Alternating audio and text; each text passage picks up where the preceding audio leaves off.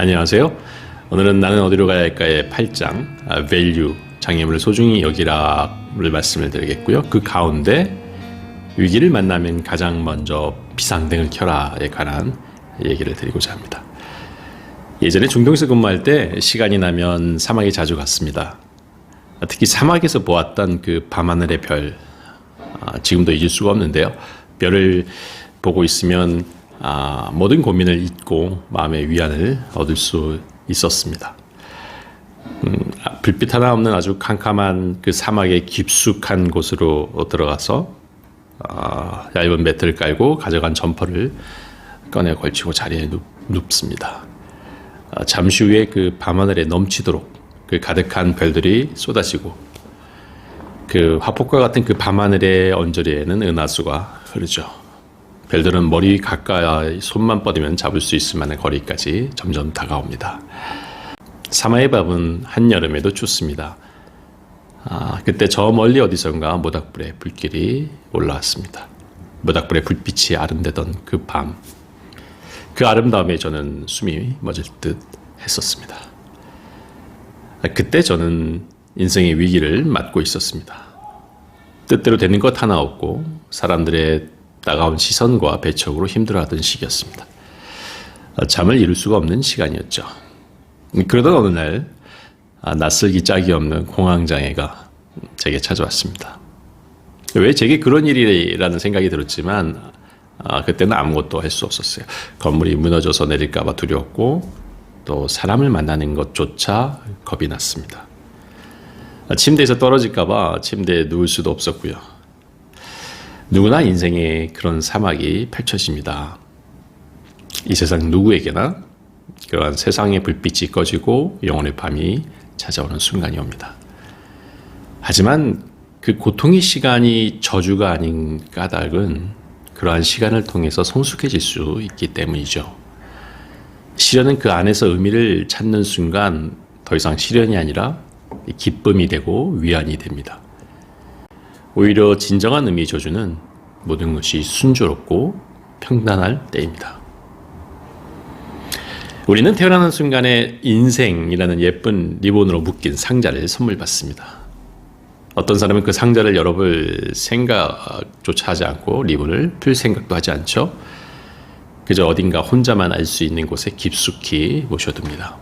그것이 상자를 최대한 소중히 여기는 것으로 생각하지만 어떨까요? 시간이 흐를수록 먼지만 쌓여가죠. 반면에 어떤 사람은 상자 안에 이 기쁨과 환희만 가득 들어있을 거라고 생각합니다. 그래서 기대감으로 상자를 열고는 그 안에 고통이나 절망, 또 외로움이 훨씬 많이 들어있다는 것을 발견하고는 실망합니다.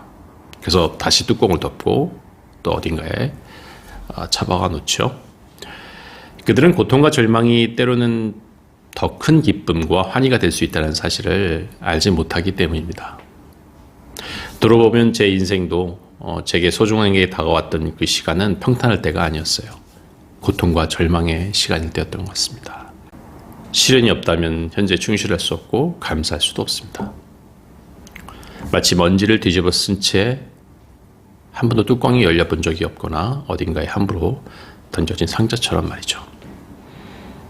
시련을 이겨내길 원한다면 먼저 시련을 대하는 마음가짐부터 바꿔야 됩니다. 힘들어하고 자신의 처지를 원망하는 대신에 담담하게 받아들이고 성숙해지기 위한 밑거름으로 삼아야 되죠. 타인과 비교하면서 비참해질 필요도 없고요.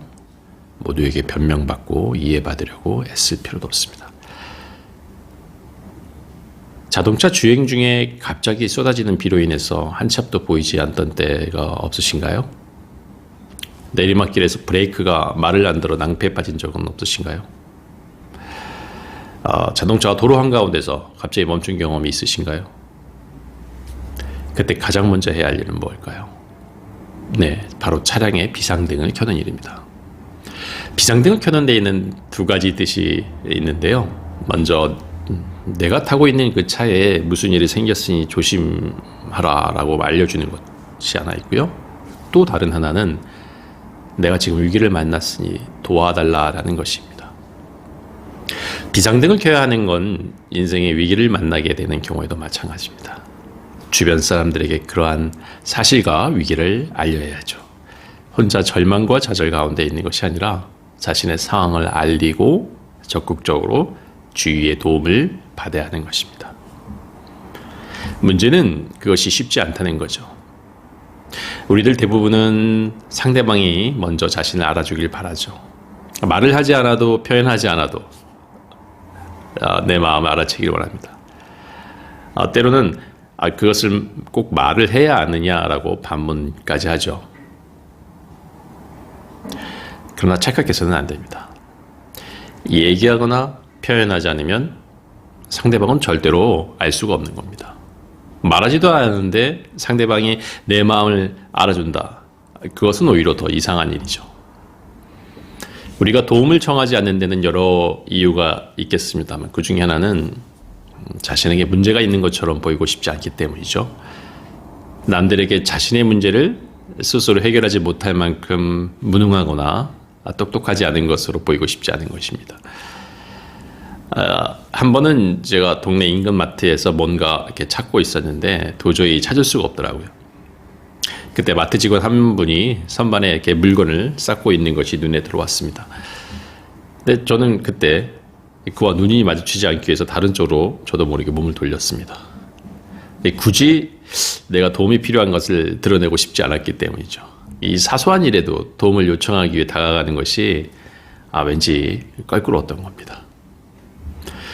우리는 누군가에게 도움을 요청하는 일을 두려워하지만 정작 도움을 요청받았을 때 도와주는 것을 마다하는 사람들은 거의 없는 것 같습니다.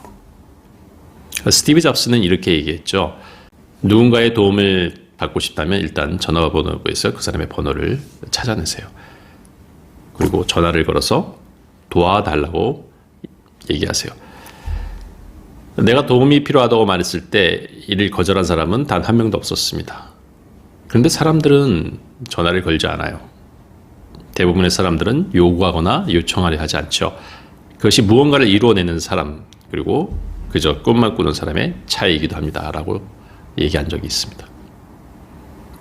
만약 예기치 못한 사고로 인해서 차가 움직이지 못하게 되면 가던 길을 멈출 수밖에 없죠. 이것이 내 잘못이든 또는 다른 사람의 잘못이든 사고가 나면 어쩔 수 없이 멈춰야 됩니다. 피할 수 없는 사고가 일어나서 멈추게 되었다는 건 자신이 잘못된 목표를 향해 달려왔다는 것을 보여주는 신호일 수도 있습니다. 기존의 목적지를 변경하고 방향을 바꾸라는 일종의 시그널인지도 모르겠습니다. 그때 우리에게 필요한 건 사고를 수습하고 자신의 방향과 목적지를 다시 한번 생각하며 곱씹어 보는 것이죠.